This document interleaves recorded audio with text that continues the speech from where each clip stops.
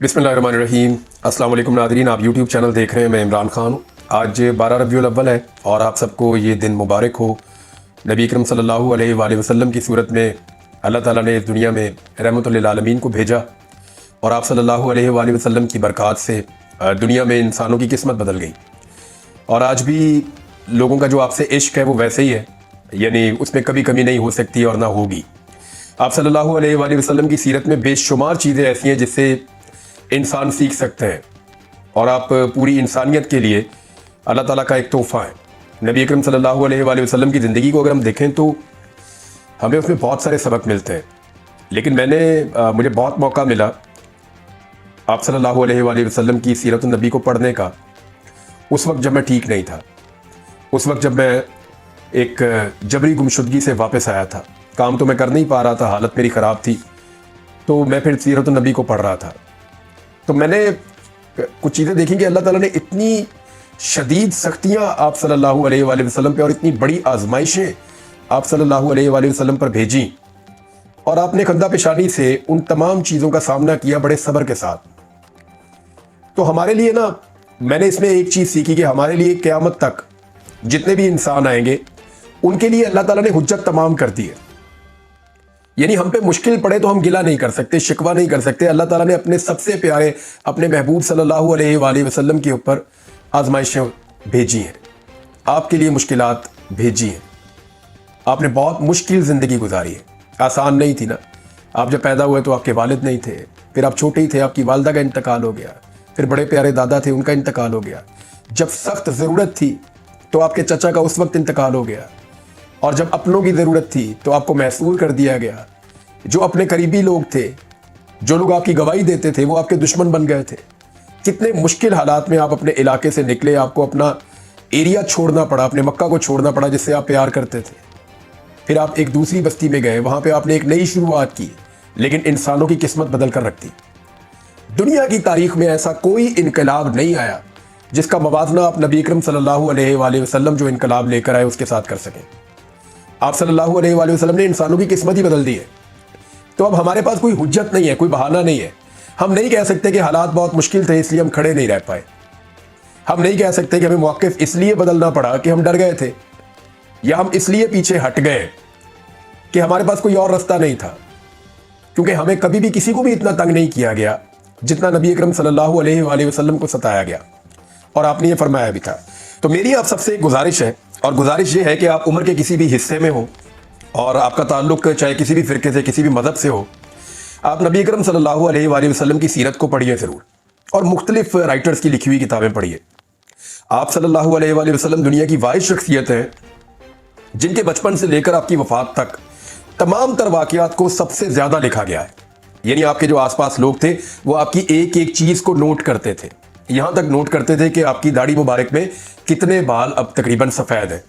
यहाँ तक नोट करते थे कि आप चलते कैसे हैं, आप बात कैसे करते हैं, आप मुस्कुराते कैसे हैं, आप कपड़े कैसे पहनते हैं, आप नमाज कैसे अदा करते हैं, इबादत कैसे करते हैं, खानगी ज़िंदगी आपकी कैसी है, आप कौन सा काम कैसे करते हैं। तो इतना डिटेल में कभी किसी के बारे में तफसीलात को लिखा नहीं गया। नबी अकरम सल्लल्लाहु अलैहि वसल्लम की सीरत हमारे लिए एक अल्लाह ताला की जानिब से एक तोहफ़ा मौजूद है, और हम सबको उसको पढ़ना चाहिए और उससे मुस्तफ़ीद होना चाहिए। अल्लाह ताला हम सबको तौफ़ीक दे कि हम उस रास्ते पर चलें जो अल्लाह रब्बुल इज़्ज़त ने हमारे लिए पसंद किया, और अपने प्यारे नबी सल्लल्लाहु अलैहि वसल्लम के ज़रिए से वो रास्ता हम तक पहुँचाया। नाज़रीन, अब बहुत बड़ा दिन है, कुछ और ख़बरें उसकी तरफ आ जाते हैं। ख़बरें मैं आपके साथ शेयर करता हूँ। सबसे पहले तो मैं आपको एक ऑडियो सुनाना चाहता हूँ। गुज़िश्ता दिनों से शोर मचा हुआ था और मैं उसको मुबैना तौर पे बार बार इसलिए कह रहा था कि सादुल्लाह बलोच पाकिस्तान तहरीक इंसाफ के एमएनए हैं, ये गायब हो गए थे।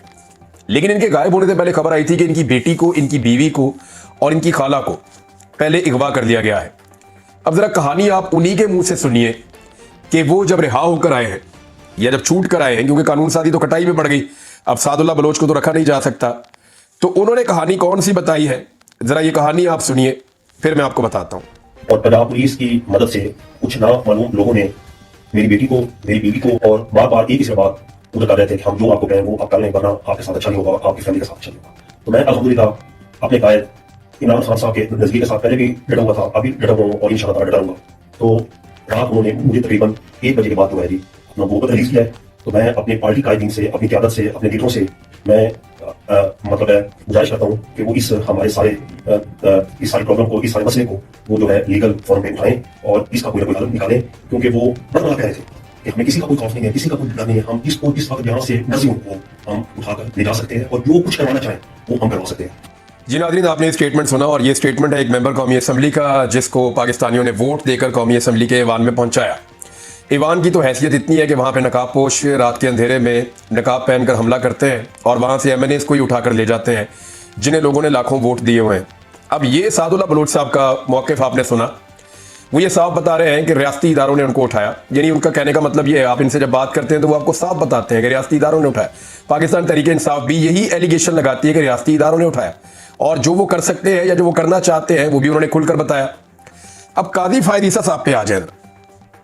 आज से ठीक 1 साल पहले काजी फायद ईसा साहब ने हलफ लिया था 17 सितंबर 2023 को। बहुत सारे हमारे सहाफ़ी दोस्त जो है वो कहते थे कि काजी फायद ईसा साहब एक इनकलाबी हैं, एक ऐसे जज हैं जो बहुत एंटी एस्टेब्लिशमेंट हैं, एक ऐसे जज हैं जो इंसानी हकूक़ की कोई खिलाफ वर्जी कभी बर्दाश्त नहीं करेंगे। मैं जब कैद में था ना, और मुझे उस वक्त लगता था कि शायद जज बदलने से फ़र्क पड़े, क्योंकि मुझे एक शख्स ने कहा था, लेकिन मुझे उसकी बात पे उस वक्त यकीन नहीं आता था। मैं कैद में था, एक दिन मुझे मेरी हालत ख़राब हो गई तो एक बंदा आया और उसका सांवला सा रंग था, उसने नकाब पहना हुआ था और उसने मुझे आकर कहा कि आपको हम छोड़ देंगे जल्दी ना। मैंने कहा कब छोड़ देंगे? तो उसने कहा जब हमारा जज आ जाएगा। जज आ जाएगा? उन्होंने कहा जी हमारे चीफ जस्टिस आएगा, वो सिर्फ हमारी बात सुनेगा, तो हम आपको तब छोड़ देंगे। बंदियाल के होते हुए आपको छोड़ने का रिस्क ले नहीं सकते, जो इससे पहले वाले चीफ जस्टिस थे। तो मुझे लगा कि यानी ये कैसे क्लेम कर सकता है कि आने वाला चीफ जस्टिस, मैं तो रियासती इदारों की कैद में हूं, और ये कैसे क्लेम कर सकते हैं कि आने वाला चीफ जस्टिस हमारा इशारों पे चलेगा और जैसा हम चाहेंगे वैसा वो काम करेगा। फिर भी मेरे दिमाग में ये था कि नहीं, काजी फायद ईसा शायद ऐसे नहीं होंगे। लेकिन ये तो मुझे आइडिया था कि नवाज शरीफ से वो बहुत प्यार करते हैं, नवाज शरीफ को उनका हमेशा फायदा होता है, लेकिन वो इंसानी हकूक़ की खिलाफ वर्जियों पर ऐसे खामोश रहेंगे। 1 साल पहले उन्होंने अपनी अहलिया के साथ खड़े होकर हलफ लिया, तो पाकिस्तान में लोगों ने कहा कि जी अब तो औरतों के लिए बड़ी इज्जत होगी पाकिस्तान में, ये औरतों के लिए एक नई शुरुआत है, एक नया एरा शुरू होने जा रहा है, एक नए दौर का आगाज हो रहा है, ऐसी बातें की गई। लेकिन फिर उसके बाद उन्होंने देखा औरतों को सड़कों पर घसीटा गया, औरतों को गिरफ्तार किया गया, औरतों के सर पे काला कपड़ा डाला गया, चादर और चार दीवारी का तकद्दुस पामाल किया गया, औरतों से कागजात नामजदगी छीने गए, औरतों के गिरबानों पर हाथ डाला गया, औरतों के कपड़े फाड़े गए, औरतों के ऊपर जुल्म और तशद्दुद किया गया, और औरतों की जीती हुई नशिस्तों पे ताकतवरों ने नताइज तब्दील करके रवायती मर्दों को कामयाब करार दे दिया। यानी वो सारी चीजें खवातीन के साथ हुई जो सोच रहे थे कि नहीं होगी। काजी फायद ईसा साहब के खिलाफ तो पूरी एक वाइट शीट जो है वो जारी होनी, काजी फायद ईसा के खिलाफ तो पूरा एक वाइट पेपर जो है वो जारी होना है, और मेरी इत्तला के मुताबिक उसकी तैयारी वकला कर रहे हैं। वकला एक वाइट पेपर जारी करेंगे कि काजी फायद ईसा साहब के दौर में कितनी ज्यादा फस्तायत हुई है। यानी ये मैंने क्या बता रहा था अभी कि मेरी बेटी को और मेरी बीवी को अगवा किया गया, किस लिए? कि जनाब अली आपने वोट डालना है। वोट किस लिए डालना है?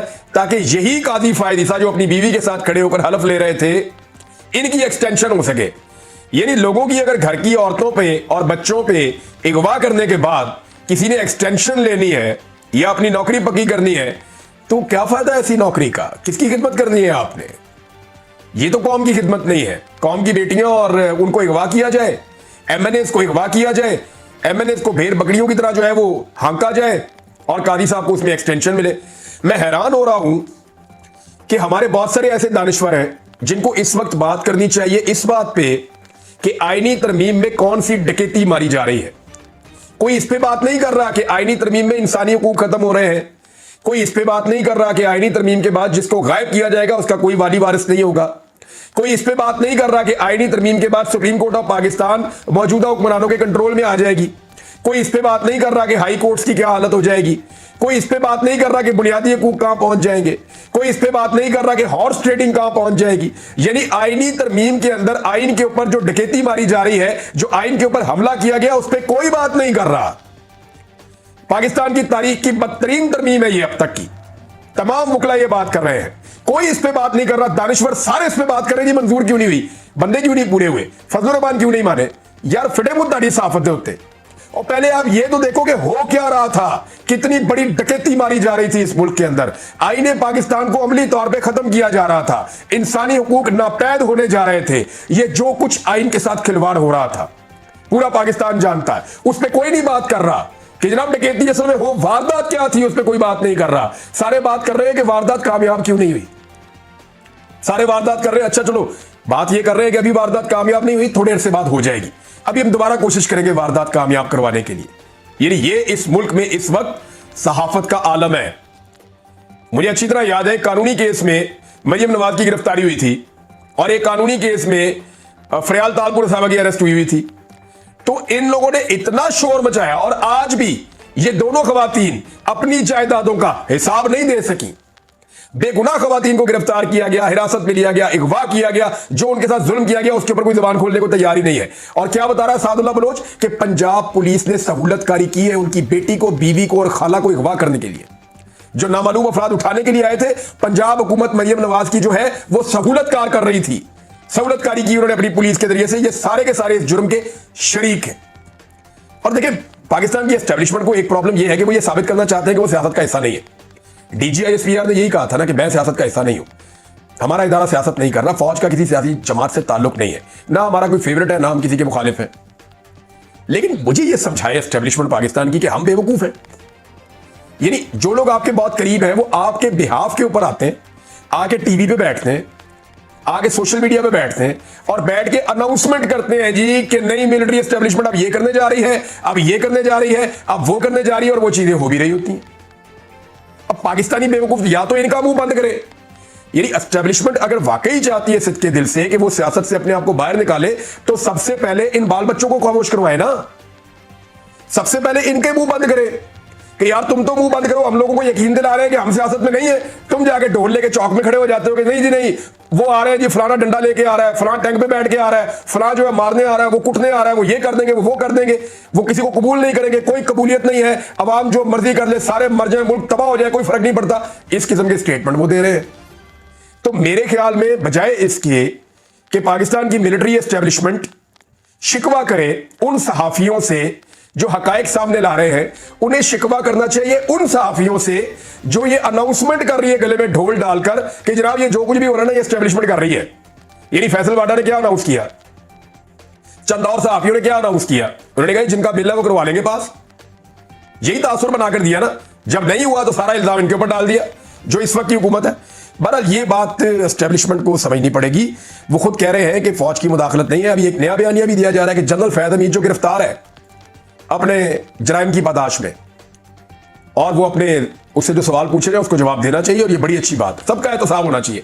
जो अभी मौजूद है ये रिटायर हो या ना हो, इनका भी एहतसाब होना चाहिए, जो इनसे पहले वाले उनका भी होना चाहिए। इसी तरह पाकिस्तान आगे बढ़ेगा। पाकिस्तान में कोई भी मुकद्दस गाय नहीं होनी चाहिए। लेकिन ये मुंह उठा के अभी लोग कहना शुरू हो गए कि फैद हमीद करवा रहे हैं जो करवा रहे हैं। ये जो आईनी तरमीम पास नहीं ना हुई, ये फैद हमीद की वजह से नहीं हुई। भाई अगर फैद हमीद अभी भी इतना मौसर है तो मौजूदा जो मिलिट्री की आदत है वो क्या कर रही है फिर? ये तो फिर आप कह रहे हैं वो नायन है, वो कंट्रोल ही नहीं कर पा रहे अपनी फौज को। एक तरफ आप कह रहे हैं कि फौज गैर सियासी है, दूसरी तरफ आप ये बयानियां भी दे रहे हैं कि नहीं जी वो जो है ना फैद हमीद वो अभी तक इन्फ्लुएंस कर रहा है। कैसे कर रहा है? वो तो गिरफ्तार है। भाई एक चीज है जो फजलुर रहमान ने उसको नापसंद किया, और फजलुर रहमान ने कोई इमरान खान की मोहब्बत में नहीं किया। पाकिस्तान तहरीक इंसाफ के लोगों ने कोई लालच नहीं दी जाके फजलुर रहमान साहब को।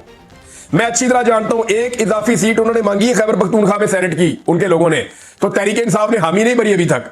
उन्होंने कहा जी जो आपके साथ वादा था उसी तरीके से हम चलेंगे, इससे ज्यादा हम नहीं दे सकते, आपका इससे ज्यादा मौलाना साहब शेयर नहीं बनता। तहरीक इंसाफ की कहीं हुकूमत नहीं है, वो कुछ और दे नहीं सकते, केपी में वो कुछ दे नहीं रहे। तो फजलुर रहमान साहब के साथ सौदेबाजी कोई नहीं की तहरीक इंसाफ ने। उन्होंने दिखाया कि देखिए फजलुर रहमान साहब जो आपकी सियासत का बेड़ा गर्क हो गया ना, ये बाकी भी आपकी सियासत बढ़ जाएगी अगर आपने ये कानून पास करवा दिया, और कल को ये सारा नजला आप पर गिरेगा। आप सियासी लोग हैं, आज आप हुकूमत में हो सकते हैं, आप हमेशा हुकूमत में नहीं रहेंगे। ये जो कवानीन बनने जा रहे हैं ये इंसानी हुकूक खत्म हो जाएंगे, सियासतदानों के हुकूक खत्म हो जाएंगे, और आप सारे के सारे इसके नरगे में आ जाएंगे। और मैं आपको अब एक बात बताता हूं, ये थोड़े अरसे के बाद खुलेगी। पाकिस्तान पीपल्स पार्टी के और PMLN के अपने लोगों ने, वो लोग नहीं जो इस वक्त फार्म 47 के ऊपर जाकर बैठे हुए हैं और जो लोग इस वक्त इंजॉय कर रहे हैं, नहीं, कुछ सियासी दिमाग भी है, हर पॉलिटिकल पार्टी में होते हैं। उन्होंने भी फजलुर रहमान साहब को पैगाम भिजवाया हाथ जोड़ के कि अल्लाह का वास्ता ये तरमीम पास ना करवा दीजिएगा। मौलाना साहब, हम अपनी जमात की पॉलिसी से खुद तो इख्तलाफ नहीं कर सकते, लेकिन हमारी वाहिद उम्मीद आप है, मेहरबानी करें हमें इससे बचाएं, ये जो शब खून मारा जा रहा है आइन के ऊपर। तो जनाब ये है वो चीज जो हुई है। ऐमन वली खान ने तो खुदकुशी कर ली एक तरह से, यानी उन्होंने बादशाह खान का जो नजरिया है या बादशाह खान की जो अपनी सियासत या उनका नजरिया है उसको शारा दस्तूर पे ऐमन वली खान ने बेचा है, और अब वो सिर्फ अपनी जबान की गंदगी से सियासत करने की कोशिश करेंगे तो क्या कामयाब हो जाएंगे? इसको गाली दे, उसको गाली दे। आपने गौर किया कि ऐमन वली खान जब फौज के बारे में बुरा भला कहते हैं तो कोई रिएक्शन नहीं आता, क्यों पता है? इंपैक्ट ही कोई नहीं, फर्क ही नहीं पड़ता। लेकिन जब पाकिस्तान तहरीके इंसाफ का कोई बंदा उसका 10% भी बोलता है तो पर्चे भी होते हैं, बंदे भी गिरफ्तार होते हैं, पता है क्यों? इंपैक्ट होता है, फर्क पड़ता है, लोग बात को गौर से सुनते हैं। तो ऐमन वली खान साहब जितना मर्जी चलाए, चाहे फौज को बुरा भला कहे, चाहे इदारों को बुरा भला कहे, कोई इन पे पर्चा नहीं करेगा, कोई इन्हें गिरफ्तार नहीं करेगा। वजह यह नहीं है कि कोई डील हुई है, वजह सादी है, कोई फर्क ही नहीं पैदा, जो मर्जी कहता है, लोगों ने माननी नहीं, सुननी नहीं लोगों ने। तो यहां तक इन्होंने अपनी सियासी औकात को अपनी हरकतों से पहुंचा दिया। कुछ आम चीजें आपको मैं और भी बताता हूं, लेकिन बाद में अगले वीडियो में। अब तक के लिए इतना ही, अपना ख्याल रखिएगा, अपने चैनल का भी। अल्लाह।